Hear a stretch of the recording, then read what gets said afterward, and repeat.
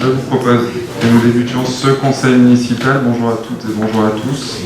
Le quorum étant atteint, j'ai reçu les pouvoirs de Laurence Beccarelli qui donne pouvoir à Patricia Lotte, d'Amaury Guibert qui donne pouvoir à Mathieu Emery, de Daniel Masson qui donne pouvoir à Nathalie Houlier, d'Yvan Racle qui me donne pouvoir et de Kevin Repasse qui donne pouvoir à Véronique God. Est-ce qu'il y a d'autres pouvoirs? Ah non. Oui. Qui s'occupe du secrétariat? Véronique Derua. Parfait, merci beaucoup. Donc le quorum étant atteint, je vous propose qu'on débute ce conseil. Donc sur le point 1, c'est l'approbation du procès verbal du conseil municipal du 23 juin dernier. Est-ce qu'il y a des remarques? S'il n'y a pas de remarques, je vous propose que l'on passe au vote. Donc qui est contre? Qui s'abstient? Le PV est adopté. Je vous remercie et je remercie son auteur. Sur les points finances, donc les points sur le budget supplémentaire, donc c'est les points qui vont du point 2 au point, numéro 8. Je vous propose de faire une présentation générale, d'avoir un temps de débat et puis ensuite de passer à un vote sur chacune des délibérations. Ça vous convient? Monsieur Augustin.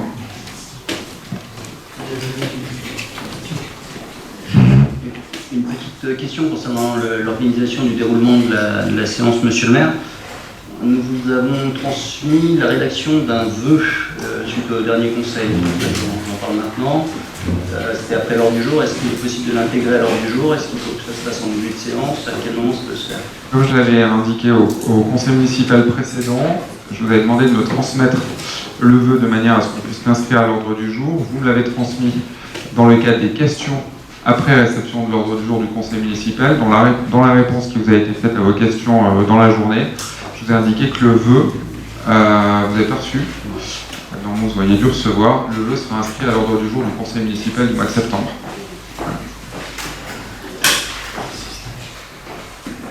On a le texte de votre vœu que nous reprendrons. Voilà pour cette réponse. Donc sur la présentation des budgets supplémentaires, on est bon d'une manière globale, et avant que l'on débute, il y a une erreur dans les délibérations relatives aux commissions finances. Il faut bien lire les commissions finances du 10 juillet et non du 7 juillet, comme ça peut être intégré ou précisé dans certaines délibérations. Donc je tenais à apporter cette précision. Pour le budget supplémentaire, je vais reprendre rapidement les éléments qui ont été présentés lors de la dite commission finances. Je rappelle que nous avions validé lors de l'approbation du compte financier unique, nouveau compte administratif, à des reports de 7 millions d'euros du budget principal de 2024 sur le budget investissement et des reports de 1 228 666 euros sur la partie fonctionnement. Et le budget supplémentaire vise à réaffecter une partie de ces crédits sur ces crédits du compte administratif CFU sur la partie investissement du budget supplémentaire, tout en étant en cohérence avec le débat d'orientation budgétaire que nous avons eu au début de cette année. Donc, de manière significative, nous avons ajouté des sommes en termes d'opérations financières sur des études diverses, notamment des études qui doivent nous permettre d'enclencher certains projets à venir. Nous avons ajouté 1 461 000 sur le projet Village des associations pour porter le crédit global sur le budget 2025 à quasiment 2 millions d'euros. Le projet du Village des associations vient d'obtenir son permis de construire. Il est maintenant, je crois, purgé de recours. Et les travaux pourront débuter à l'automne prochain. Nous avons ajouté des sommes sur l'avenue du Mont-Mussy. Nous avons ajouté 263 000 euros sur la rénovation du nautique et 2 980 216 euros sur la rénovation de l'école élémentaire du centre pour porter les crédits de l'année 2025 à 3 225 000 euros, sachant que, comme pour le village d'association, le projet de réaménagement et de rénovation de l'école élémentaire du centre débutera pour les travaux préparatoires durant la période estivale et sur la rentrée de septembre, et les premières classes qui déménageront, le déménagement s'effectuera durant les vacances de la Toussaint. Nous avons également, dans la partie acquisition de matériel, logiciel et installation, ajouté quasi 459 500 euros pour les crédits significatifs sur la partie matériel roulant pour accompagner le changement de matériel nécessaires à nos équipes. Nous avons ajouté un crédit de 350 000 € pour la renaturation de la mairie qui concerne la première phase de ce projet, à savoir la démolition du bâtiment de la mairie pour en créer un jardin. Nous avons ajouté également 7 000 € pour la création d'une toiture sur le recycleur que nous avons acheté il y a quelques années, des crédits pour rénover des jeux pour enfants dans nos aires de jeux pour enfants. Nous avons rajouté des crédits également sur l'immobilier à hauteur de 52 300 €. Sur les bâtiments communaux, nous avons ajouté une somme de 707 000 € pour accompagner les travaux de rénovation énergétique sur les bâtiments communaux. Et nous avons inscrit une somme de 100 000 € qui concerne la démolition et l'aménagement de l'espace qui sera en lieu et place de la douane de Crassier, qui devrait être démolie aussi d'ici la fin de cette année. Nous avons également ajouté des crédits pour l'achat de l'œuvre qui sera inaugurée la semaine prochaine. Nous avons, non, c'est cette semaine, jeudi. Nous avons ajouté 200 000 € pour la réalisation d'une buvette publique sur le site d'Arbert, à proximité des sources Harmonie et Mélodie. Nous avons ajouté des crédits à hauteur de 448 000 € sur le projet Grand Lac pour la première phase, pour porter les crédits 2025 à hauteur de 609 000 €. Nous avons aussi complété l'éclairage public avec le budget supplémentaire à hauteur de 969 000 € pour porter la somme globale sur l'année 2025 à hauteur de 2 235 237 €, ce qui correspond à la fin des travaux de l'éclairage public, de la transformation de notre éclairage public en 100% LED sur les années 2024 et 2025. Les travaux doivent se terminer au dernier trimestre de cette année. Nous avons également ajouté des crédits pour mettre en place des haut-parleurs dans le centre-ville, pour renforcer le réseau public de RDF ou encore pour des travaux en lien avec la protection de nos sources. Nous avons enfin ajouté des crédits pour de l'acquisition immobilière pour l'extension du cimetière à hauteur de 130 000 €. Notre cimetière commence à avoir des capacités limitées. Un terrain a été ciblé dans le PLU intercommunal avec un emplacement réservé. Des négociations ont été menées et on devrait aboutir. On a l'accord de principe du propriétaire, donc on devrait pouvoir porter à cœur de 800 m², me semble-t-il, pour étendre le cimetière. Nous avons donc inscrit au budget supplémentaire un peu plus de 8 930 000 € complémentaires à l'investissement, ce qui porte l'ensemble des crédits ouverts en dépenses d'investissement pour l'année 2025 à un montant de 20 902 000 €. En recettes d'investissement, ce qui est significatif de noter, c'est une augmentation, un virement de la section d'investissement à hauteur de 772 000 €, un excédent capitalisé à hauteur de 7 millions d'euros, je l'ai évoqué tout à l'heure, et principalement aussi des recettes sur les amendes de police qui sont en hausse par rapport à ce qui avait été prévu au budget primitif 2025, qui était prévu à peu près 100 000 € à 153 000 €, et une subvention pour la végétalisation et la désimperméabilisation de la cour d'Arbert à hauteur de 27 000 €. Voilà pour la partie investissement. Pour la partie fonctionnement du budget principal, nous avons 1 228 000, un peu plus d'1 228 000 en dépenses de fonctionnement, principalement une augmentation des charges de caractère général à hauteur de 92 600 €, une atténuation de produits à hauteur de 35 000 €, une augmentation des charges de gestion courante, et c'est notamment pour des subventions à hauteur de 28 295 € et une participation au budget annexe, un virement à la section d'investissement, je viens de l'évoquer, à hauteur de 762 000 €, et ensuite des dotations d'amortissement à hauteur de 330 000 €.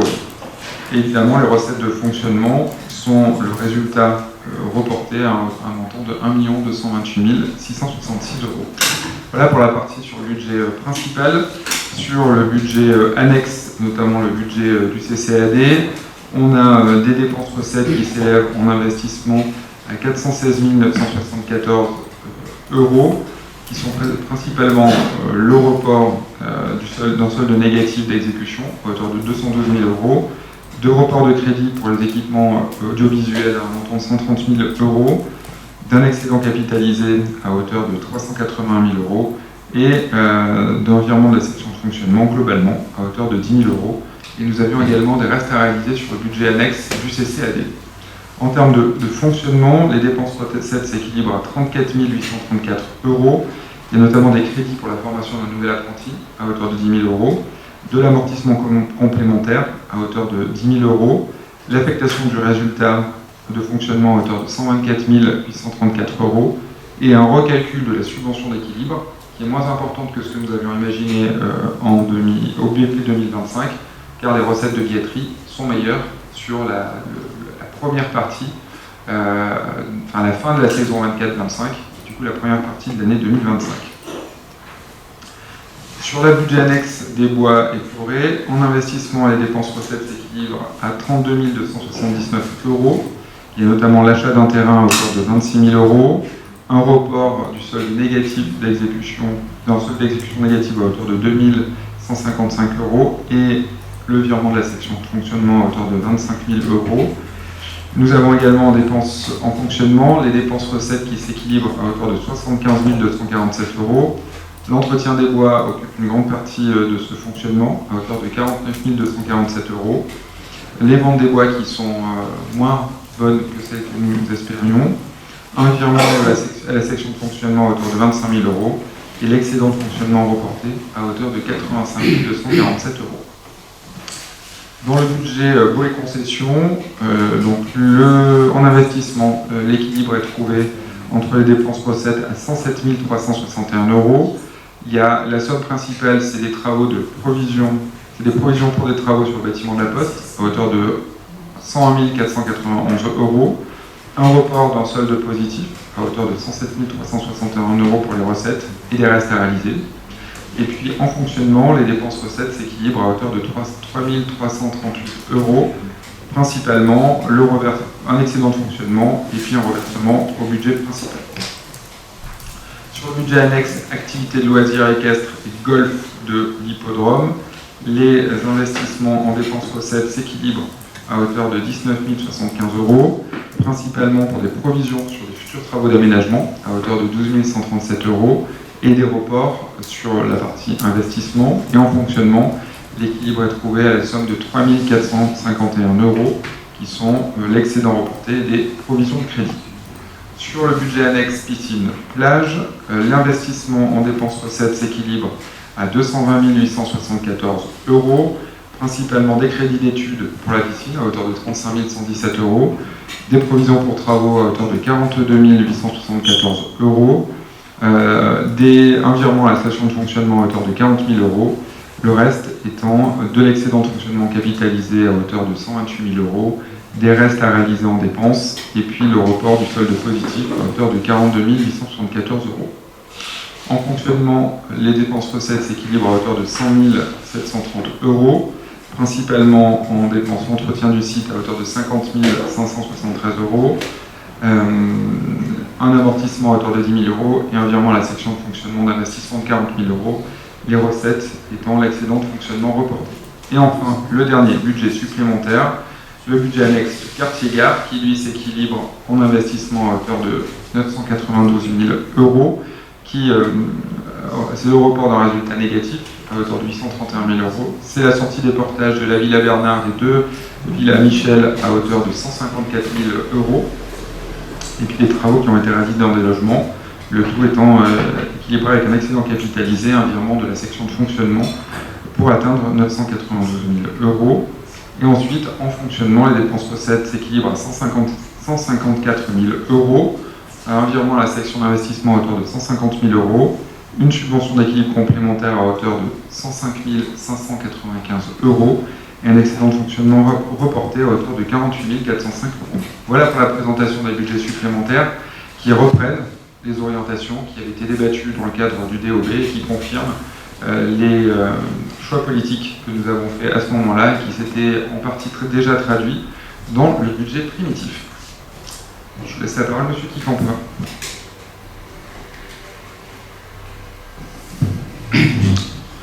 Alors, pour ce qui est des recettes, donc on voit qu'on est encore excédentaire au niveau du budget supplémentaire, donc on a encore une fois une sous-estimation des recettes. Il faudrait quand même qu'on soit plus précis sur ces estimations de recettes, parce que c'est quand même toujours un peu spectaculaire comme delta à la fin. Ici, on parle de plus d'1 million d'euros. Donc ça, c'est premièrement, on a du mal à faire une prévision correcte du budget, notamment aussi au niveau des recettes du casino. Mais il faudrait se rapprocher des prévisions du casino pour que ça soit correct. Deuxièmement, on voit que dans les budgets d'investissement, on a des dépassements sur les grands travaux, que ce soit au niveau du nautique, que ce soit au niveau de l'école primaire, que ce soit même au niveau du gymnase supplémentaire. On a des dépassements qui sont vraiment très importants, de l'ordre de 50% environ à chaque fois. Et donc là aussi, on devrait avoir des budgets qui collent mieux à ce qu'on a en réalité. Du coup, ce qui se passe, c'est que on sous-estime un petit peu les investissements et on sous-estime les recettes pour les réajuster après. En réalité, les investissements pourraient être mieux gérés pour ce qui est de la gestion des priorités, puisque en fait on a un immobilier qui est en décrépitude, vraiment. On le voit au niveau des écoles, au niveau de la mairie, au niveau de la poste, au niveau de l'hippodrome, au niveau de la piscine. Tous ces biens immobiliers qu'on a sont vraiment... Le trafic de drogue, dont les bénéfices sont parfois blanchis dans des Bravo.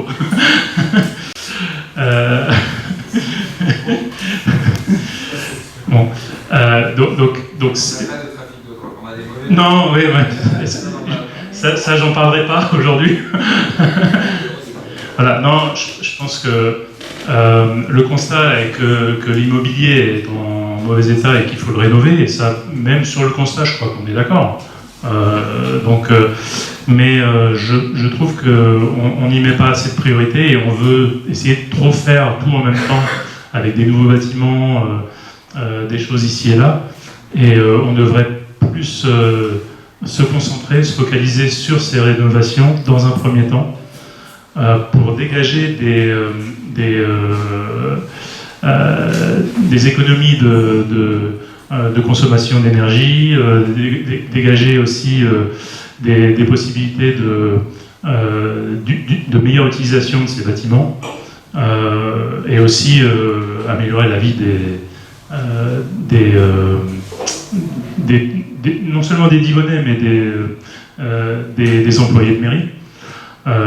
Donc ça serait intéressant, mais en voulant trop faire à la fois, en fait, on réserve des crédits, que ce soit 1,4 million de budget sur le village des associations, ou les 500 000 euros du lac d'aujourd'hui, dont vous avez parlé.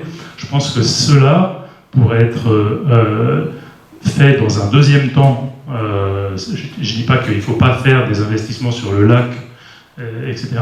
Mais je pense qu'il faut les faire dans un deuxième temps, après les rénovations de bâtiments, qui sont de nature à être accrétifs sur le budget. Donc ça serait vraiment intéressant. Alors que l'inverse qui va être fait, c'est qu'on va faire ces investissements sur des nouveaux équipements, etc. Et eux, ils vont coûter en fonctionnement encore plus. Et donc, ils vont coûter en maintenance au niveau main-d'œuvre, on va dire. Et donc, on va se mettre dans une situation où, en fait, on n'arrivait déjà pas à faire la gestion de l'immobilier courant, et on va en avoir plus. Donc, on y arrivera encore moins. Donc il y a un moment où, en fait, on arrive vers un effet de ciseau qui va, dans la mandature prochaine, va être assez spectaculaire. Donc, on a ce problème-là qui va arriver, et moi je pense qu'en fait on devrait vraiment raisonner en termes de gestion de priorité sur les rénovations. En plus, vous aviez à l'époque un biais écologique, etc. Chez vous. Moi, je ne comprends pas que ce biais écologique ne se traduise pas par ces choix. Voilà. Donc, je ne pense pas que faire du bâtiment en plus sur le gymnase, ça soit écologique. Donc voilà. Ça, c'est vraiment pour ce qui est des gros postes de budget. De plus, par exemple, cette année, on a la contribution 60% des résidences secondaires. Moi, j'aimerais qu'on puisse flécher ça pour essayer d'améliorer la situation du logement à Divonne, notamment des employés divonnais. Et j'aimerais qu'on puisse le flécher vraiment, puisqu'on avait dit à l'époque qu'on aimerait que les gens qui ont les moyens et qui ont les moyens d'avoir une résidence secondaire à Divonne, qui vaut généralement assez cher, devaient contribuer significativement au budget, mais je pense surtout à la gestion de l'offre immobilière, puisqu'en fait, ils prennent des biens immobiliers à Divonne, il n'y en a pas beaucoup, et donc il y a une tension sur les prix, on a les prix les plus hauts du Pays de Gex depuis très longtemps, et donc on doit, je pense, réfléchir cette manne qu'on a, qui est de plusieurs centaines de milliers d'euros, vers des aides logement, etc. Donc voilà, moi je pense qu'il y a encore du travail à faire, et pour moi c'est surtout un problème de gestion de priorité, et je pense qu'on va toujours pas se mettre d'accord, et c'est bien dommage, parce que je pense qu'il y avait moyen de trouver un consensus là-dessus. Merci. J'apporte juste un élément de réponse. Dans nos gros projets, en termes de construction, il y a un seul bâtiment nouveau, c'est celui du village et l'association. Le reste, c'est de la rénovation, qui rentre tout à fait dans l'objectif d'améliorer la capacité de nos bâtiments, et surtout qui nous coûte moins cher. Le nautique en est l'exemple, et l'école élémentaire en est l'exemple. Et pourquoi on fait le village de l'association, je l'aurais dit, c'est qu'aujourd'hui, on a des besoins pour les associations. Demain, le contrat d'exclusivité que nous avons avec Link City arrive à son terme. Il y a la mairie qui est inclus dedans. Une partie de l'activité de la mairie, c'est évidemment tous les services administratifs, mais c'est aussi une grande partie des associations. Et ces associations, il va falloir leur proposer de nouveaux espaces afin qu'ils puissent continuer à exercer leurs activités. Et le village d'association, ce n'est pas l'unique réponse qu'on va devoir apporter, mais c'est une des réponses que l'on va devoir apporter. Donc, après, on n'est pas d'accord sur le choix, on va redébattre sur le choix parce qu'on l'a déjà fait à plusieurs reprises, mais je tenais vraiment à apporter cette précision parce que c'est un élément important. Et le projet Grand Lac, aujourd'hui, il y a déjà de l'entretien sur le lac. Il y a déjà des services qui fonctionnent, qui entretiennent les abords du lac, qui passent régulièrement, notamment en période estivale, et le réaménagement du bord du lac va déjà être un réaménagement sur un espace qui est déjà entretenu. Certes, ça sera des aménagements différents, qui, je pense, à terme, au regard des aménagements, quand je dis à terme, c'est peut-être d'ici une dizaine d'années, nécessiteront des ressources humaines complémentaires, c'est évident. Mais aujourd'hui, on est sur un réaménagement d'un espace déjà utilisé au niveau de la ville. Ouais, par exemple, sur le lac, on a fait le skatepark, on l'a déjà rénové 2 fois, quoi. Enfin, je veux dire, il y a un moment où il faut être conscient de ce genre de choses. Le skatepark, par exemple, c'était pas une priorité, de loin pas. Enfin, la priorité, c'était bien plus la rénovation des écoles ou la cour de l'école d'Arbert plutôt que le skatepark. On met quand même, je crois, quasiment 5 millions TTC sur l'école, plus la cour d'école, la rénovation de la cour d'école d'Arbert qui doit coûter aux alentours de 400 000 €. Et on le fait avec l'argent qu'on a. C'est-à-dire qu'on n'emprunte pas pour refaire ces équipements qui auraient pu bénéficier d'un recours à l'emprunt au regard d'équipements qui vont porter sur plusieurs générations. et qu'aujourd'hui, les leviers qu'on a fiscaux, notamment les 60% de la surtaxe, ils nous permettent de financer cet investissement, notamment de l'école élémentaire, en ayant des recettes qui sont en s'appuyant uniquement sur nos recettes et en ayant pas recours à l'emprunt. Et ça permet de faire le lien avec votre dernier point, puis je conclurai mon propos là-dessus. Sur le logement, il y a un travail qui se fait aujourd'hui, on en parlera sur les questions diverses, parce qu'Anne-Marie Guibert a posé une question sur le plan. Il y a aussi des réserves foncières qui sont au niveau de l'année. Aujourd'hui, une ville qui a plusieurs hectares, notamment en cœur de ville, parce qu'on fait des acquisitions importantes en cœur de ville, ça permettra aux futurs élus de pouvoir porter des projets immobiliers à destination de leurs employés, ou des employés de la collectivité s'ils le souhaitent. Aujourd'hui, on sait bien qu'il y a une solution pour améliorer le logement, c'est aussi de la construction de logements, et qu'on a fait un choix inverse, qui est de dire on construit moins. Donc à un moment, il y a des choix politiques qui vont devoir être faits. Après, moi, par exemple, sur l'histoire de la mairie, moi je trouve qu'on est un peu dans le vague. On n'a pas de solution vraiment à apporter maintenant à la mairie parce qu'on ne sait pas si demain elle va être revendue ou pas, etc. Si, on a des solutions en fait. Pour l'instant, on ne peut pas faire de travaux ici puisqu'on ne sait pas si elle va bouger, etc. Les choix ne sont pas encore posés. Donc ça met du retard à l'éventuelle rénovation de la mairie si on la faisait ici. Et ça fait 10 ans qu'il y a du retard. Parce qu'en fait, il y a 10 ans, on disait que la mairie elle se retrouvait sur le quartier de la gare. Elle n'est pas comprise dans le financement de l'écoquartier. Mais à partir du moment où ce bâtiment serait vendu, en ayant cette hypothèse-là, rien ne s'est passé dans les locaux de la mairie. Donc aujourd'hui, il y a une City qui arrive. C'est l'opportunité aussi d'avancer sur ce projet de nouvelle mairie. Il n'y a pas que le projet de nouvelle mairie. Il y a un projet d'innovation technique municipale parce que dans les mairies, il y a une partie des services techniques municipaux qu'il va falloir reloger. On a les services techniques aujourd'hui qui sont de multisites et qui ne permettent pas d'avoir une efficience dans l'organisation des services techniques. Donc il y a ces deux gros chantiers qu'il faudra que les élus prochains arrivent à mener. Et donc c'est pour ça que moi je pense que on ne devait pas, dans la mandature courante qui se finit, on n'aurait pas dû commencer à faire le village des associations, à faire le projet Grand Lac qui est à horizon 2030-2035. En fait, si on était resté sur des choses beaucoup plus terre à terre, c'est-à-dire à moins très long terme, en fait, on aurait gagné des capacités de financement et des capacités de main-d'œuvre pour finir ces projets de rénovation et après attaquer des choses de plus long terme. On ne répondait pas aux besoins, notamment des associations qui ont... On n'y répond toujours pas, c'est pas prêt. Mais qui n'ont pas de locaux. Et ils les ont toujours pas. On aurait encore moins répondu. Oui, non, mais on les a pas, je suis désolé. Après, bon, c'est notre différence, donc du coup, voilà. Oui, non, mais je veux dire, c'est pas comme si on y avait répondu.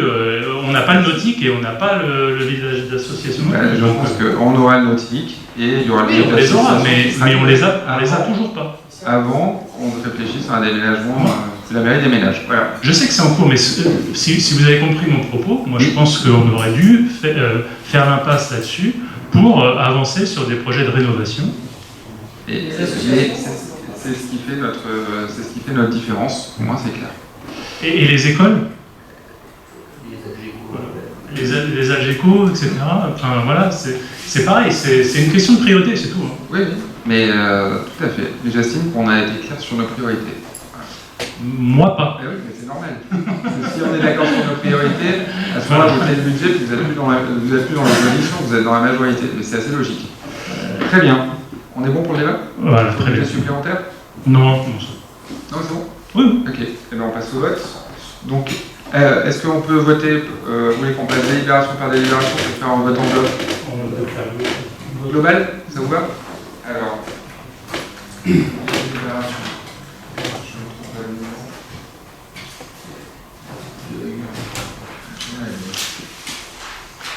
La délibération 2 à la délibération 8 qui concerne l'ensemble des budgets supplémentaires.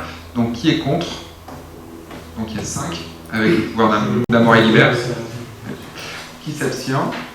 Personne. Et donc les délibérations 2 à 8 sont adoptées. Merci. Le point 9. Caroline, c'est toi qui rapportes pour la ludothèque? Voilà, je te laisse rapporter.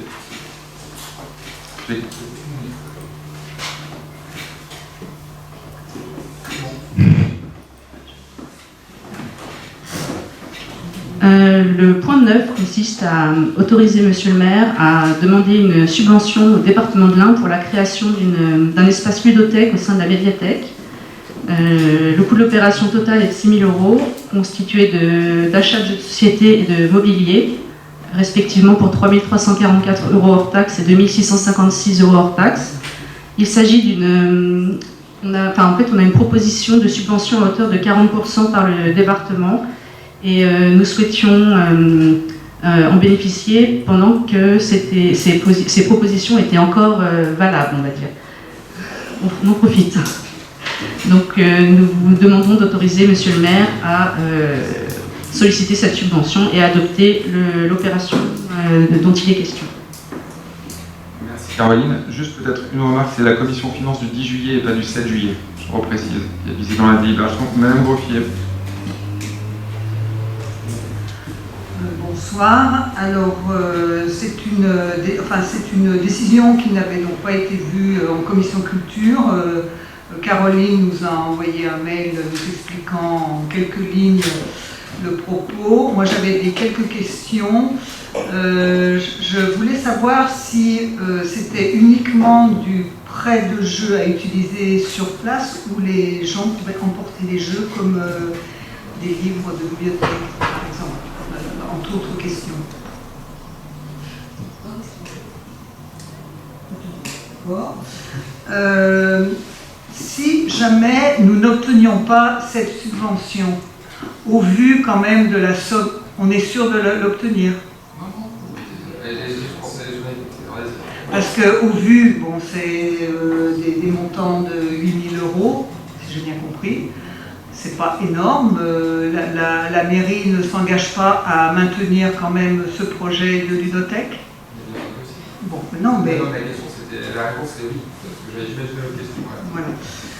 Et donc, voilà, j'ai ma réponse. Et aussi, l'utilisation dans le hall me paraît... Bon, après, il y a eu une expérience visiblement qui s'est avérée positive ou pas trop négative. Ou, voilà. Donc, c'était juste, moi, des détails pratiques qui...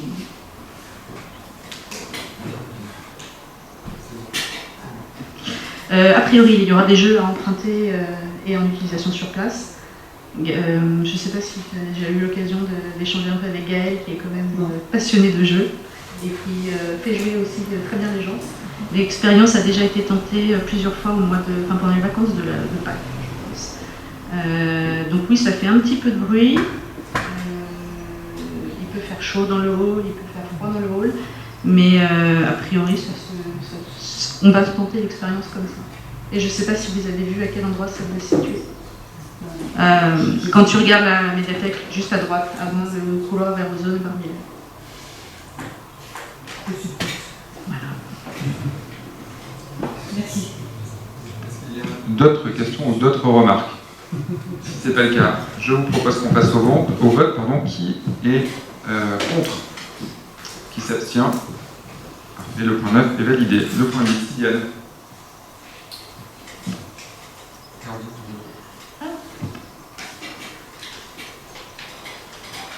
Bonsoir à tous. Donc, le point 10 est relatif à une convention de mandat d'encaissement, de facturation et de reversement des recettes publiques dans le cadre de l'exploitation d'un service à la demande. Donc, comme nous l'avons évoqué au dernier conseil municipal, un service de transport à la demande a vu le jour à Nivonne-les-Bains pour qu'il puisse être géré opérationnellement. Nous avons mis en place cette convention avec l'exploitant qui est la société AIT Transport, donc, qui exploitera le service de mobilité supplémentaire que nous mettons en œuvre sur le territoire de la commune de Nivonne-les-Bains. Donc le titulaire à la charge de la gestion du contrat de réservation et également la production de tout ce qui est nécessaire pour assurer le bon déroulement de ce service de transport, notamment l'encaissement et la délivrance de tickets de transport. Donc, pour ce faire, nous vous demandons de bien vouloir autoriser la signature de cette convention afin que le service de transport à la demande sur notre ville puisse effectivement voir le jour. Des remarques sur cette délibération? S'il n'y a pas de remarques, je vous propose qu'on passe au vote. Donc, qui est contre? Qui s'abstient? La délibération est validée. Le point 11, Véronique. Oui, donc bonsoir à toutes et à tous. Donc, il s'agit de l'attribution du marché de transport scolaire. Donc, il y a deux lots différents. Donc, un lot qui concerne le transport collectif d'enfants dans le cadre de sorties scolaires qui ont un objectif sportif, culturel ou éducatif, et un autre qui concerne le transport des collégiens, qui, je vous rappelle, en fait, c'est un service qui a été mis en place dans la commune depuis maintenant, à mon avis, une dizaine d'années, puisque la commune prend en charge, moyennant participation des familles, mais un transport pour les élèves qui habitent à moins de 3 km. Donc une consultation a été lancée sous la forme d'un accord cadre à bon de commande pour une durée de 4 ans, donc pour les deux lots que j'ai cités précédemment. Un avis d'appel public à la concurrence a été publié, dont les journaux, les annonces légales. La date de remise des offres était fixée au 6 juin. Un seul pli a été réceptionné. Et la commission d'appel d'offres qui s'est réunie le 4 juillet dernier donc, a décidé de retenir les offres suivantes. Donc, pour le lot 1, l'entreprise Europe Tour, et pour le lot 2, également la société Europe Tour. Donc il vous est demandé, mes chers collègues, de bien vouloir prendre acte de la décision de la commission d'appel d'offres de retenir la société Europe Tour pour les lots 1 et 2, de rappeler que bien entendu les crédits sont inscrits au budget et d'autoriser M. le maire à signer tous les documents afférents à ce marché. Est-ce qu'il y a des remarques sur cette prise d'acte? Monsieur Emery. Un commentaire plutôt sous forme de proposition de la part de M. Guibert, donc il votera pour cette délibération. Compte tenu des montants en jeu, plus de 500 000 € au niveau de la commune, pour les deux postes que vous avez évoqués, il se pose la question de faire ça en concertation avec les autres communes de l'agglomération dans les années suivantes, afin que l'appel d'offres puisse être encore plus favorable, avec un effet de masse. Voilà. Je pense que, si j'ai bien compris, cette fois-ci ça a été fait. D'ailleurs, je ne sais pas si c'était un appel d'offres ou pas. Non, c'est pas un appel d'offres. Si. Ok. Mais en fait, on est. Mais c'est pas passé en commission d'appel d'offres. Si. Ah d'accord. Ok, très bien. Oui, parce que c'est une prise d'acte, sinon. Ouais. Ok. C'était juste une suggestion, en tout cas de sa part, de dire dans les années futures, quand on renouvellera les contrats, essayons de se concerter avec les autres communes à côté pour bénéficier d'un effet d'échelle de synergie avec. Mais le problème, c'est que les autres communes ne proposent pas de service. En fait. C'est pour ça. La seule commune. Suggérons-leur de le faire. Je ne suis pas sûr qu'elles aillent dans ce service-là, parce qu'il y a quand même un coût pour le service qui est important. Gex a mis en place le LUGE, qui est leur service de transport interne, et la ligne qui marche le mieux, c'est celle qui correspond au service que nous on a mis en place à Divogne il y a maintenant une dizaine d'années, pour les collégiens qui sont à moins de 3 km du collège et qui ne peuvent pas bénéficier du transport, qui est l'époque départementale, mais maintenant qui a évolué. Donc je crois que c'est les deux seules communes qui peuvent, enfin en tout cas qui ont un service qui pourrait se rapprocher, sachant que LUGE est un service plus large, oui, que uniquement ciblé sur les collégiens. C'est la fameuse navette interne dont on aurait pu espérer à Dijon. Voilà. Donc, on pourrait référer à M. Guillaume, Monique. Oui, feront part de cette situation.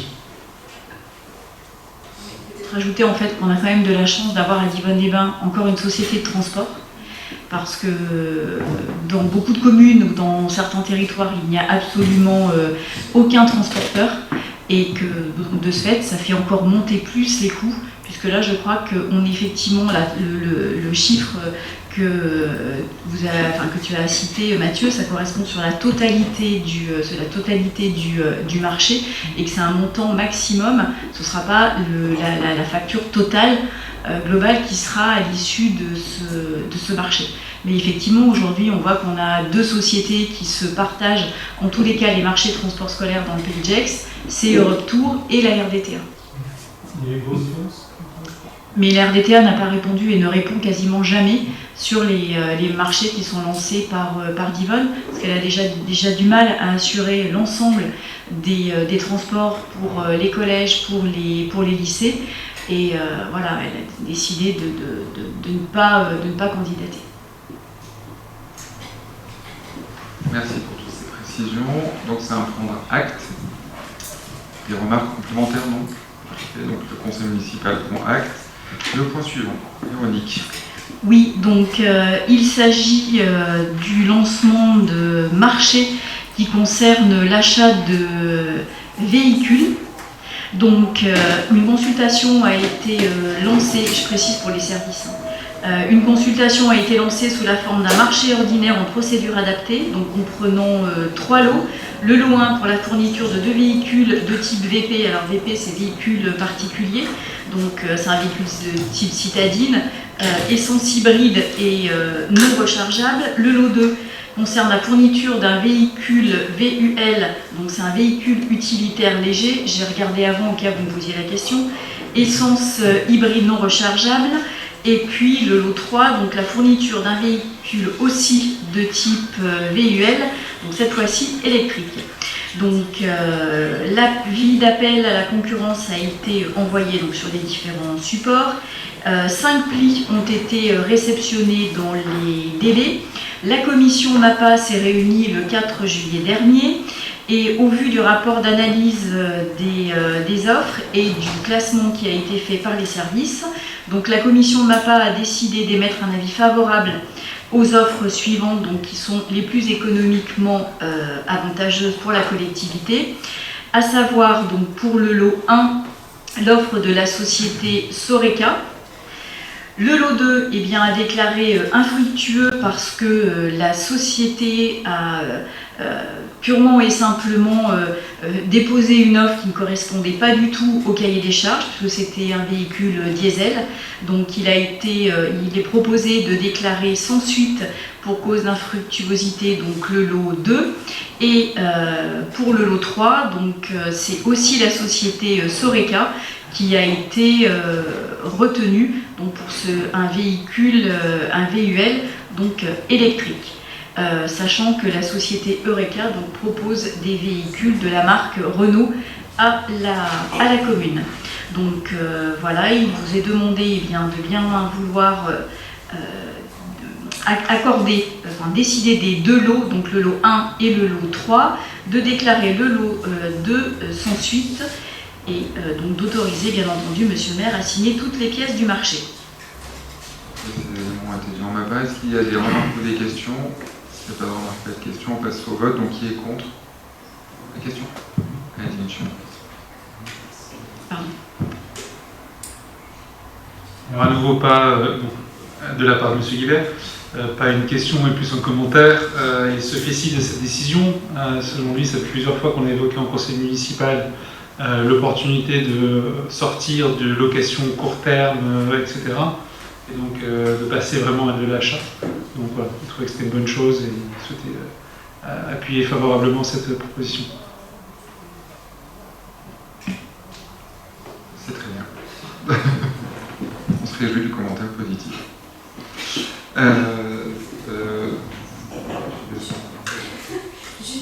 Une petite précision, on en a quand même beaucoup discuté à la commission d'appel d'offres, à la commission MAPA.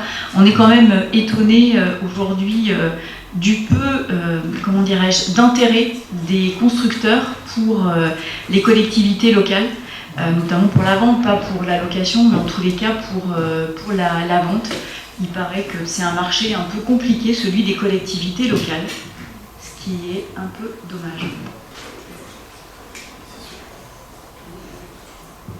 C'est pour ça qu'on n'hésitera pas à faire appel à l'UGAC aussi, qui est la centrale d'achat des collectivités.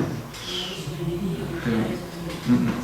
Pas d'autres remarques sur ce point-là, on passe au vote. Donc qui est contre? Qui s'abstient? Personne. Le point 12 est validé. Le point 13.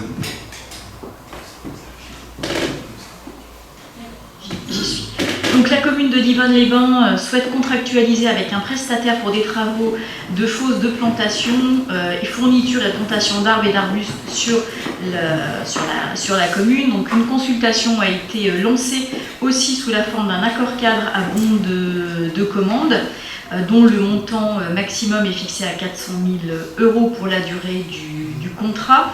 La date de réception des offres était fixée au 18 juin. 4 plis ont été réceptionnés. Seulement 3 plis ont été analysés parce qu'une entreprise en fait, a retiré sa proposition. La commission MAPA s'est réunie le 4 juillet. Vous voyez que ce 4 juillet, la commission a été très productive. Et au vu du rapport d'analyse et du classement des offres, donc la commission MAPA a décidé d'émettre un avis favorable à la proposition de la société Nodé Reboisement. Donc c'était l'offre qui nous semblait la plus avantageuse. Donc il vous est proposé bien, de retenir l'entreprise Nodé Reboisement, d'autoriser monsieur le maire à signer toutes les pièces. J'en ai terminé. C'est les questions. Monsieur Augustin.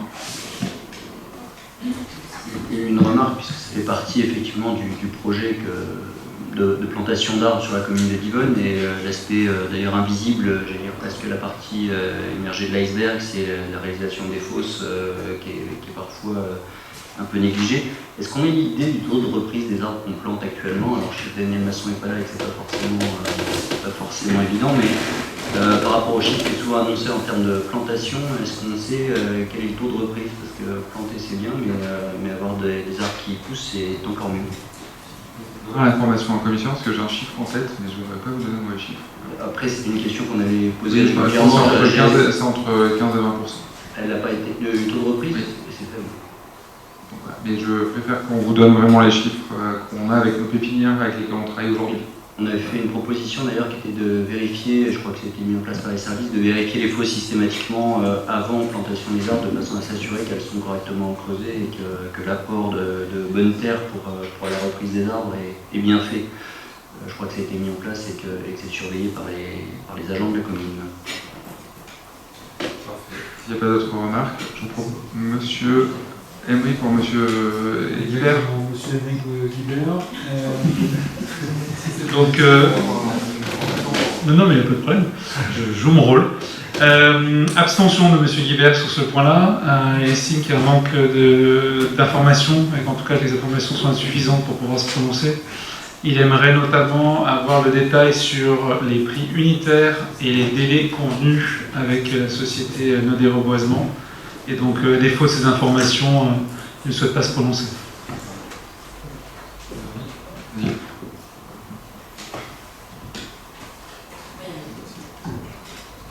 Toutes ces informations en fait, ont été données lors de la commission d'appel d'offres, puisque c'est comme la procédure le veut.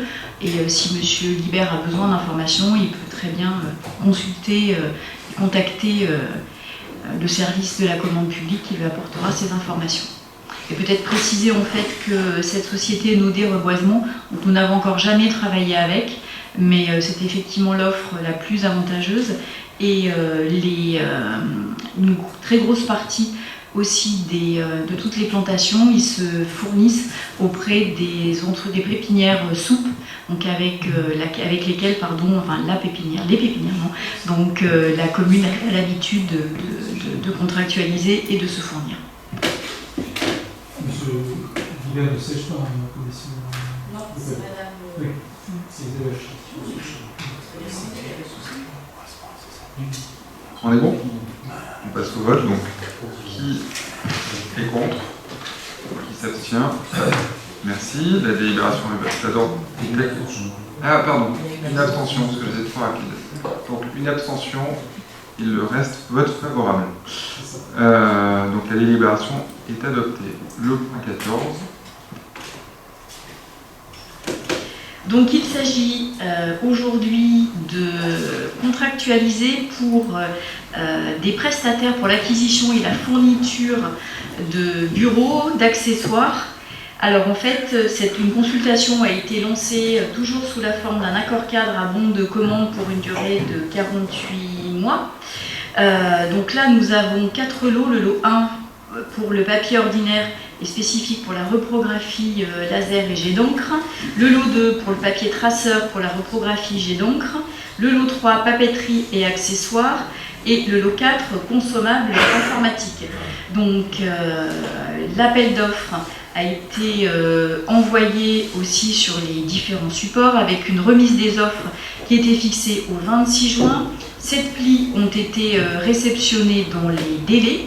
La commission MAPA s'est réunie le 4 juillet dernier et au vu du rapport d'analyse et du classement des offres, qui correspond notamment aux critères des offres les plus économiquement intéressantes et avantageuses pour la collectivité. Donc la société Antalis France est retenue pour les lots 1 et 2.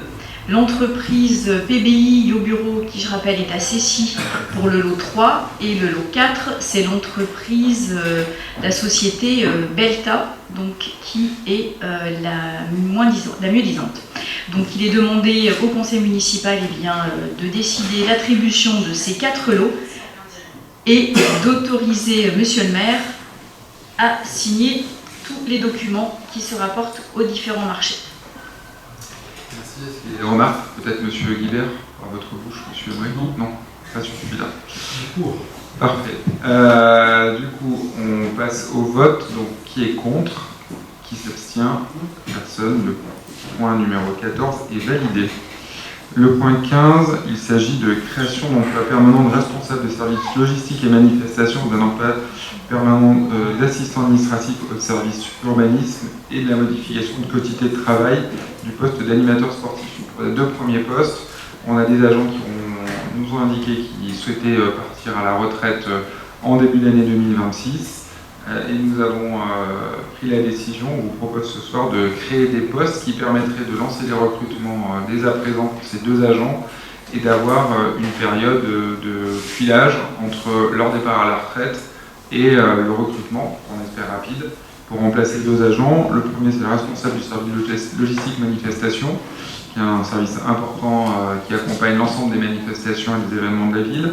Et le deuxième poste, c'est le poste d'assistante administratif au service urbanisme, qui a aussi un rôle clé dans la gestion des dossiers d'urbanisme et qui sont confiés dans l'instruction à l'agglomération. Évidemment, une fois que ces postes sont pourvus, on supprimera les postes créés du tableau des emplois, du tableau des effectifs, parce que le but n'est pas de doublonner, mais c'est simplement de pouvoir gérer cette période de tuilage. Et enfin, vous vous souvenez qu'on avait pris une délibération pour créer un emploi d'animateur sportif au service association et sport à temps non complet.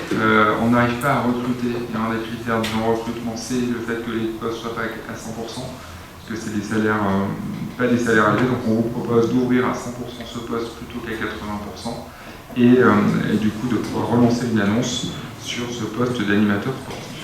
Voilà, c'est des éléments qui ont été présentés en commission du 10 juillet dernier.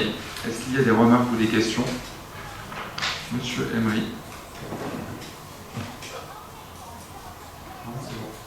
Oui, toujours pour Amaury. Question sur le poste, juste pour être sûr d'avoir bien saisi.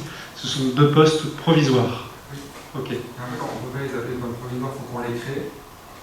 Et une fois que l'agent est recruté et que l'agent en poste part à la retraite, on devra supprimer ces postes. C'est ça, et vont devenir permanents en remplacement. Et on avait fait pour 2 policiers municipaux qui n'étaient pas tous à la retraite. La durée provisoire, c'est le temps de la passation. Ok. Bon, voilà, juste un nouveau commentaire positif de M. Guibert ce soir, qui vous applaudit de prévoir des périodes de passation qui ne sont malheureusement pas toujours assez fréquentes à la mairie, mais il se réjouit que ce soit le cas sur ces 2 postes. Donc on passe au vote. Donc qui est contre? Qui s'abstient? Parfait. La délibération et la séance filiale.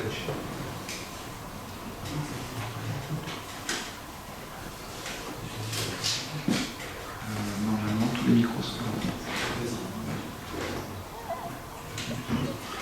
La délibération 16 est relative au service service d'autopartage Cities que nous avons mis en place il y a plusieurs années maintenant. Donc ce service était auparavant facturé à la ville sous la forme d'un montant mensuel fixe de 500 €. Et ce forfait a été supprimé dans une convention qui a été discutée entre Cities, le pôle métropolitain et l'ensemble des villes du Pays de Gex où il y a ce type de service, pour arriver à une facturation qui sera moindre en termes de partie fixe, puisqu'elle passe de 500 à 60 € en abonnement mensuel. En revanche, le paiement variable, c'est-à-dire lié à l'utilisation de ces véhicules Cities par les agents de la collectivité, lui sera calculé, sera payé à chaque utilisation. Et d'après les calculs, en se basant sur les utilisations qu'il y a eu depuis 1 an et demi, cela devrait par mois coûter un peu moins cher à la mairie que les 500 € actuellement payés, et on devrait tourner entre 300 et 400 € a priori. Voilà. Donc on vous demande de valider cette convention qui établit donc un nouveau système de facturation pour la ville. Des remarques, des questions? Monsieur Emery. Beaucoup de positifs ce soir. Monsieur Guibert votera pour et se réjouit, Tidiane, que cela génère des économies pour la commune. Donc bravo pour cette initiative.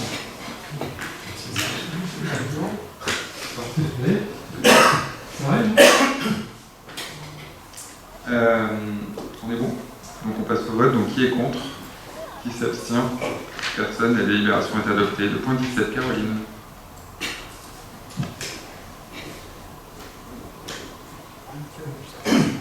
Bonsoir. Il s'agit d'adopter une convention de parrainage avec le groupe Morin, CENI Automobile, pour en fait leur soutien à la saison culturelle de la ville de Divan-les-Bains, en échange de la mise à disposition d'un véhicule destiné au transport des artistes pendant la saison et à d'autres agents municipaux le reste de l'année.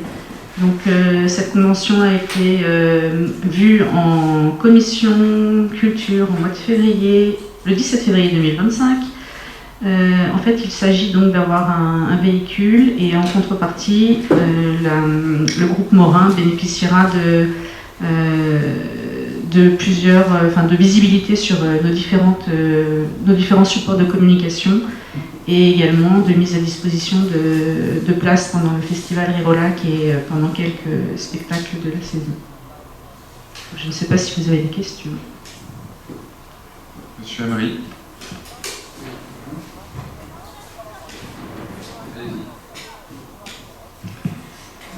Caroline Maurice s'interroge juste sur le déséquilibre à ses yeux sur les contreparties, puisque en termes de chiffres, on voit que d'un côté, il y a une valorisation de la communication à 6 500 €. Ah, bon. Alors, en tout cas, sa compréhension est la suivante. Valorisation de la communication à 6 500 € plus valorisation des places à 2 100 €, soit un total de 8 600 € versus une valorisation du véhicule à 6 500 €. Donc, je ne sais pas si tu peux expliquer un peu plus, s'il te plaît.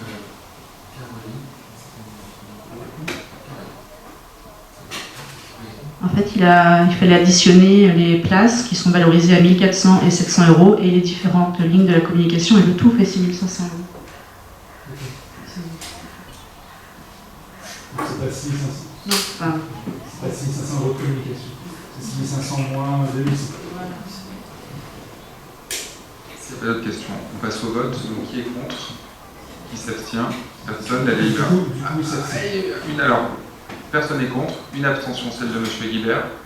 Donc la délibération numéro 16 est validée.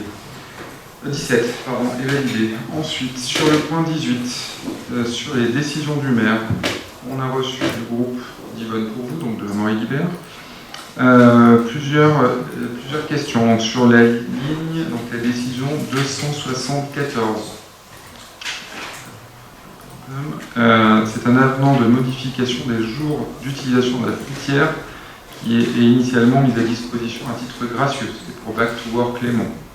La ligne 275, c'est idem, c'est la modification des jours d'utilisation des fruitières et c'est toujours à titre gracieux, c'était pour l'association But Solidaire Sénégal. Non, pour la petite récré. Ensuite, 276, c'est But Solidaire Sénégal et c'est une occupation également à titre gracieux pour une association. Et 279, c'est la victime triathlon qui a voulu remercier ses bénévoles le 10 juillet dernier et à qui on a mis à disposition à titre gracieux également le bar du gymnase. Voilà pour les décisions. Est-ce que sur les décisions... Tout est à titre gracieux. Tout est à titre gracieux. Quand on est des associations, on fait souvent un titre gracieux. Est-ce qu'il y a d'autres questions sur les décisions? Monsieur Augustin. Presque plus une proposition. Sur la 263, c'est la maintenance des défibrillateurs. Est-ce qu'il serait possible de savoir combien on en a et où ils sont situés? Est-ce que c'est même une communication qu'on pourrait faire à l'échelle de la commune, peut-être au JVD, pour faciliter l'accès à ces appareils qui peuvent sauver des vies? Je n'ai pas l'information, je prends le point et puis on mettra les infos. Et la 270, on demandait à qui était destiné le tableau blanc interactif. Est-ce que c'est pour les écoles? Oui. Parfait, merci.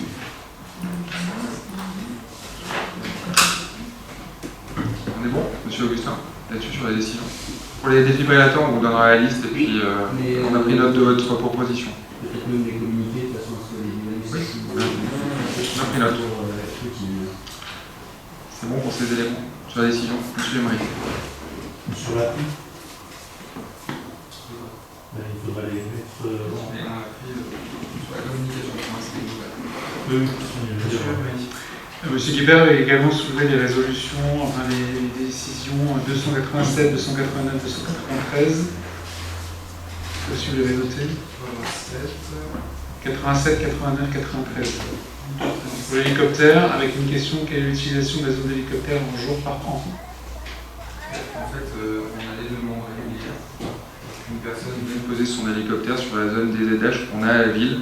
Et donc plutôt que de le faire sans que ça soit rémunéré, on a mis en place une mise à disposition avec un montant pour permettre à cette personne d'atterrir. Donc à chaque fois qu'il souhaite atterrir, on signe une convention avec lui. donc c'est combien chaque passage? 300 €. 300 € Ouais, chaque passage. ouais. Vous en avez combien dans une année? Bah là, il y en a deux. Il y en a, en tout cas ici, il y en a deux. Il y en a une le 30 juin et une le 6 juillet. Je ne peux pas vous dire après combien on en a par année. Ils payent à l'atterrissage. Oui. Et les péages aussi, donc c'est combien? Bah, il paye pour utiliser la station, il paye 300 €. Parfait. Merci. Ah bon, c'est vrai que je ne devais pas ça dans le papier. On est bon sur du coup la partie décision. Donc c'était un point bref. Ensuite j'ai reçu des questions écrites de chaque groupe de ce conseil municipal. J'ai commencé par celui de M. Guibert. Donc il nous a interrogé sur la fête de la musique et notamment les enseignes ont-elles payé pour figurer dans les documents de communication qui ont été réalisés en lien avec l'Office de tourisme et le service communication de la ville? Non. La réponse est non. Les enseignements mentionnés n'ont pas été payés pour apparaître sur les supports. Il ne s'agit pas de publicité, mais simplement de repères géographiques. L'Office de tourisme les utilise pour aider le public à se localiser facilement dans la ville, localiser les scènes, les artistes, et il s'appuie sur des visuels et des lieux facilement identifiables. Voilà, c'était une indication qui avait été également posée au comité de direction de l'Office de tourisme. Deuxième point, c'est la mise à jour de liste des commerçants dans le guide pratique. Donc, le guide pratique est édité tous les 2 ans. Il y a une mise à jour qui se fait au moment de l'édition. Donc, il y aura une mise à jour au moment de la prochaine édition. La liste des commerçants sur l'application en ville est à jour. Il est possible, elle est à jour selon nos données, celles qui sont gérées par le service du manager de centre-ville, par le manager de centre-ville. Donc il peut encore y avoir quelques petites erreurs et il ne faut pas hésiter, quand vous dira M. Guibert, quand il y a des éléments qui sont ordonnés, à nous faire remonter directement par un mail les éléments qui peuvent être erronés. Le troisième point, c'était un bilan de l'activité du manager de centre-ville.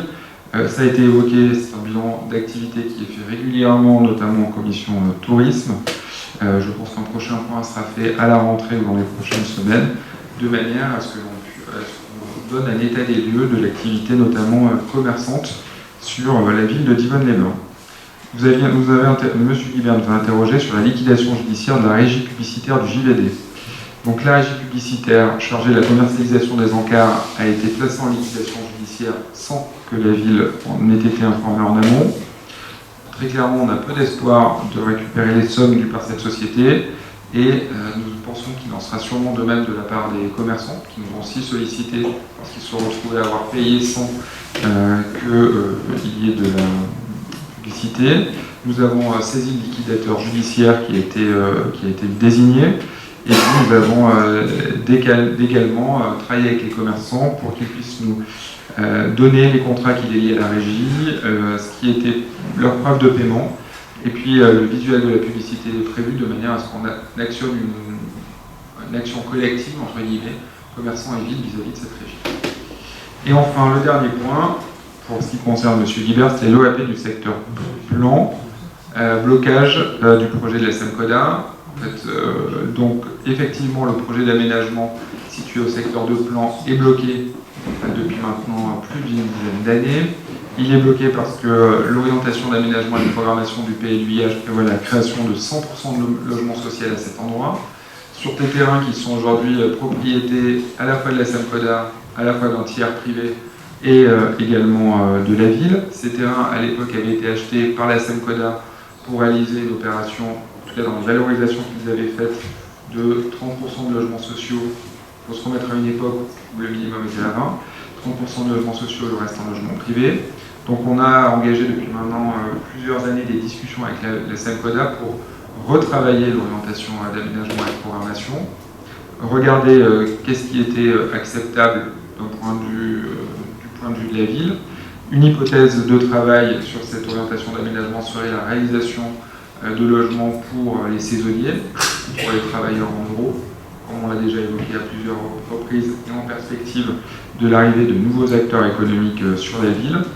En parallèle, nous avons proposé à la SEMCODA, en tout cas j'ai proposé à la SEMCODA une solution, avant qu'on la vérifie juridiquement, pour qu'on puisse démolir les bâtiments qui sont aujourd'hui des bâtiments en ruine, sans attendre la réalisation d'un nouvel projet, mais ce qui nous permettrait de supprimer un goulet d'étranglement de circulation à cet endroit, qui permettrait de pouvoir réaliser un trottoir de manière sécurisée pour rejoindre Plan à Villars.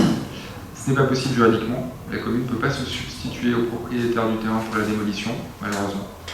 Et le dernier point, c'est si on n'arrive pas à débloquer la situation, on vous proposera peut-être de se porter à l'acquéreur des parcelles actuelles de la SEMCODA pour maîtriser le foncier, pouvoir démolir, pouvoir porter une opération qui soit une opération portée par la ville.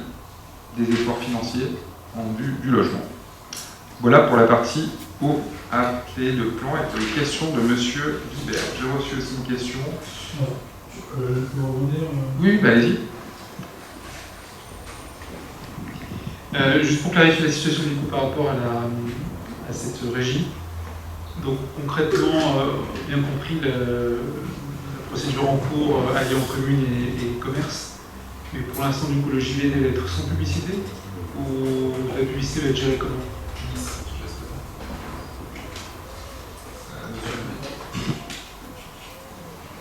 Alors en fait, comme ce qui a été mis dans la réponse par mail, on va faire un mécanisme dans lequel on va pouvoir, à titre temporaire, mettre des pubs de commerçants qui ont déjà payé leur abonnement, de manière vraiment dérogatoire.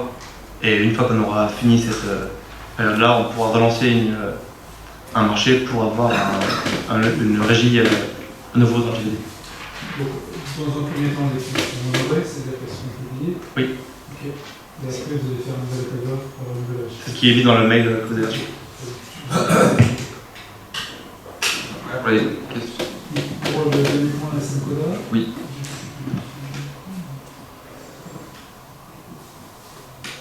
Vous, bien compris aussi le plan, vous vous donnez combien de temps de patience entre guillemets avant d'enclencher cette décision de reprendre la main sur le foncier et faire les travaux par nous-mêmes? Je pense que d'ici la fin de l'année, ça fera l'objet d'une discussion budgétaire, parce qu'on est sur des montants qui seront supérieurs à 1 million d'euros. Vous serez potentiellement sur 2026. Je pense. Enfin, dès qu'on est un peu mieux sur cette position avec la SNCOLA. En tout cas, c'est pour débloquer le RAPT. Et ça peut passer dans un budget de transition avec une élection ou pas? Oui. C'est un portage foncier. On proposera au conseil municipal. Après, le conseil municipal décidera. Parce que j'ai pas encore en tête les règles de fonctionnement, mais il y a des choses qu'on ne peut pas passer dans un budget de transition. Oui, mais en fait, il n'y a pas de budget de transition. C'est-à-dire, la pratique veut qu'on vote un budget pour 2026 dans lequel on n'engage pas des dépenses complémentaires, en tout cas, qu'il y a un budget d'attente, parce que les élections ayant lieu au mois de mars, on peut imaginer que les futurs élus qui seront à notre place dans moins d'une année, ils ont envie, dès le budget supplémentaire, dès le mois de juin, pouvoir réorienter certaines actions qui ont été votées dans le budget primitif ou débattues au DOP. Mais il n'y a pas de budget d'attente. Sinon, si on attend 6 mois avant et puis 6 mois après que ça ne bouge pas, ça veut dire que la ville, elle part une année. Toutes les collectivités. Et de toute façon, ça, c'est pas une décision du maire, ça sera une décision qui fera l'objet d'une délibération, parce qu'on peut aussi imaginer, si on va dans cette option-là qui n'est pas pour moi celle qui serait la bonne, en tout cas, si c'est ça qui permet de débloquer la situation, on pourrait aussi faire un portage avec l'établissement public foncier de l'Ain, comme on a l'habitude de le faire, et ça aurait un impact du coup en termes de lissage du portage de ce foncier. C'est bon? Monsieur Amry, c'est bon aussi? Ensuite, votre groupe, le groupe UNI, m'a interrogé sur les rencontres citoyennes. Donc, on apporte les points suivants. Donc, sur la transparence et l'inclusion. Donc, ces rencontres sont ouvertes à tous les Divonnais sans distinction. Elles sont annoncées via les canaux habituels de la ville, newsletters, sites internet, réseaux sociaux, affichage public. En tant qu'élu, vous recevez ces mêmes informations comme tous les habitants. Rien n'empêche à aucun moment votre participation, et certains élus d'opposition y étaient même par le passé, parce qu'il y a eu plusieurs phases de rencontres citoyennes qui se sont tenues durant le mandat, mais je vais revenir sur le point d'après, comme cette année. Sur le fondement démocratique de ces rencontres, dès le début du mandat, nous avons pris l'engagement de maintenir un lien direct avec les habitants. Ces échanges ont débuté en 2019, il y a eu 10 rencontres sous ce même format. Ils ont été interrompus d'une part parce qu'il y a eu la crise climatique et puis parce qu'il y avait un renouvellement des instances municipales sanitaires, mais on est aussi en crise climatique, c'est de la propos c'était sanitaire. On a repris les rencontres en 2023, il y en a eu 13, et en 2025, on clôt du coup l'engagement avec 6 rencontres. Donc on a réduit le format et le nombre de ces rencontres. Il ne s'agit donc ni d'une nouveauté, ni d'une opération électorale déguisée, mais simplement d'une démarche de redevabilité, de transparence qu'on a fait lorsque nous avons été élus dans notre mandat. Sur l'utilisation des moyens publics, l'ensemble de ces réunions ont un budget de 500 €. Il n'y a pas de gaspillage parce que le surplus éventuel est redistribué au service de la ville. La logistique est assurée dans le cadre habituel de ces missions de la collectivité et c'est un coût qu'on estime modeste pour ces réunions publiques. Et sur la participation, malgré une première date avec peu de citoyens, les rencontres ont bien été suivies avec plusieurs dizaines de personnes rencontrées à chaque fois et des échanges nourris. Sur les marchés, il y a eu du monde. Dans les secteurs de hameaux, il y en a eu un peu moins. Et il faudra que les futurs élus se réinterrogent sur l'intérêt ou pas de poursuivre ces rencontres citoyennes, mais on laissera à chacun le soin de s'exprimer. En résumé, ces rencontres ne sont ni une innovation, ni une entorse à l'éthique républicaine. Elles sont simplement la traduction concrète d'un engagement devant les électeurs. Voilà. Et pour le vœu, j'ai répondu en début de conseil municipal sur le vœu qui sera inscrit au conseil municipal du mois de septembre. Ensuite, j'ai reçu une question écrite du groupe de la majorité qui m'indique que lors d'une des premières rencontres citoyennes, le conseil municipal du groupe UNI a attaqué personnellement un élu de la majorité, estimant que celui-ci n'avait pas la carrure pour pouvoir lui parler. Pensez-vous que cette nouvelle insulte soit respectueuse du débat démocratique? Donc, j'ai été informé de cet incident qui est intervenu lors de la première rencontre citoyenne, celle de Villars. Un élu du groupe UNI se serait permis de dire à un conseiller municipal de la majorité qu'il n'avait pas la carrure pour lui parler. Je le dis clairement, Ce genre de remarque est à la fois méprisante, condescendante et profondément déplacée. Elle n'a rien à faire dans un conseil municipal et elle n'a rien à faire dans des rapports d'élus au niveau de la ville, encore moins dans un échange public avec les habitants.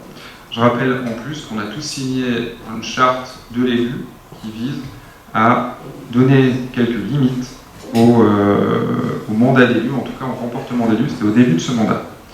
Je voudrais simplement rappeler que l'engagement municipal n'est pas une question de carrure autoproclamée, mais de travail, de présence, de compétences et de respect du mandat qui nous a été confié par les électeurs. Et c'est sur ces critères-là que l'élu qui a été visé n'a pas de leçon à recevoir de personne. Ce que les Divonnais attendent de nous, là pour le coup c'est plus personnel, ce sont des idées, des projets, du respect mutuel et de la tenue. Ce sont ce que nous leur devons, c'est l'exemplarité, c'est l'engagement que nous avons pris quand nous avons été élus en 2020. Et si certains n'acceptent pas cela, la seule légitimité que l'on tient, c'est celle que nous avons des Divonnais, et que des Divonnais qui nous avons donné un mandat. Donc je crois qu'aujourd'hui tous les élus sont légitimes à pouvoir s'exprimer. Il ne s'agit pas d'avoir une carrure spécifique pour pouvoir répondre quand on est interpellé. Voilà la réponse que je voulais apporter. On est à la fin de cet ordre du jour. Donc est-ce qu'il y a des remarques ou des questions complémentaires? Si ce n'est pas le cas, je vous donne rendez-vous le 16 septembre prochain. Monsieur Emery. Allez-y. Oui, juste pour une question, un point important pour nous, on voulait rappeler notre attachement à ce que le dossier des termes avance rapidement. Et c'est vrai que j'aimerais vraiment qu'on y voit plus clair maintenant sur les propositions. On a jeudi des réunions, une réunion qui était assez difficile à planifier.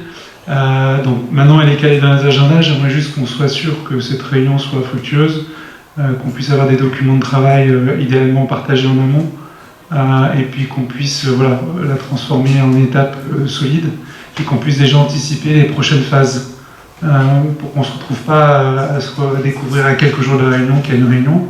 Je sais que c'est difficile de caler les agendas. Moi personnellement, comme je dis, j'y participerai autant que je peux jeudi. J'aimerais que les autres réunions qui suivent soient déjà planifiées dans les agendas, s'il vous plaît. Merci. Merci. Bonne soirée, bel été, et on se retrouve le 16 septembre pour le prochain conseil municipal.